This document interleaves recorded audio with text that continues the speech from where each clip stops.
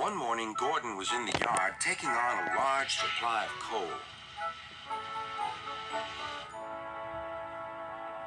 That's the third load of coal you've had today, Gordon, said James. Some might say you're being rather greedy.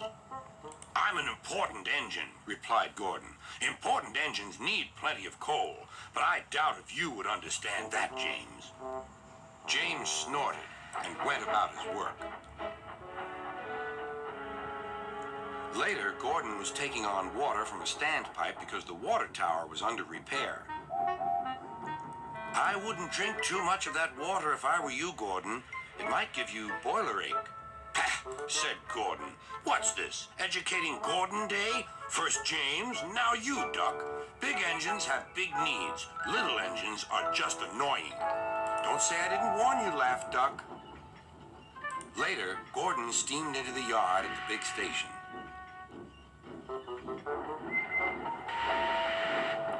That's what I need, exclaimed Gordon. There, emerging out of the sheds, were two shiny tenders. Now, if I had two tenders, said Gordon, I wouldn't need to stop so often, and I wouldn't have to listen to silly little engines. Those tenders belong to a visitor, replied his driver. Diesel sidled up alongside. Everyone knows that tenders are a mark of distinction, but I'm afraid that no amount of tenders will save you in the end. We Diesels are taking over, and we don't need tenders to make us important, not even one. Gordon was most upset. He was feeling just the same next day. I'm not happy. I know, said Duck. It's boiler ache. It's not boiler ache, protested Gordon. It's... Of course it is, interrupted Henry. That water's bad. Have a good washout, then you'll feel a different engine. Your boiler must be full of sludge. Don't be vulgar, huffed Gordon. He backed down onto his train, hissing mournfully. Cheer up, Gordon, said Sir Topham Hatt. I can't, sir. Is it true what Diesel says, sir? What does he say? That Diesels are taking over. Don't worry, Gordon. That will never happen on my railway.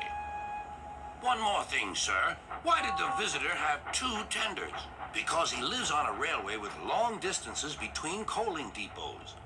Gordon felt better. But Henry started complaining. He banged some cars angrily.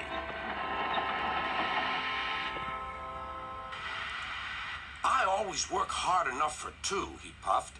I deserve another tender. Duck whispered something to Donald. He was going to play a trick on Henry. Henry, he asked, would you like my tenders? Yours? What have you got to do with tenders? All right, said Duck. The deal's off. Would you like them, Donald? I wouldn't deprive you of the honor, replied Donald. It is a great honor, continued Duck thoughtfully, but I'm only a tank engine. Perhaps James might. I'm sorry I was rude, said Henry hastily. How many tenders have you, and when could I have them? I have 6, and you can have them this evening. 6 lovely tenders, chortled Henry. What a splendid sight I'll be. Henry was excited all day. Do you think it will be all right? He asked for the umpteenth time. Of course, said Duck. They're all ready now. The other engines waited where they could each get a good view. But Henry wasn't a splendid sight at all. His 6 tenders were very old, dirty, and filled with boiler sludge. Had a good washout, Henry, called a voice. That's right. You'll feel a different engine now. Henry was not sure, but he thought the voice belonged to Gordon.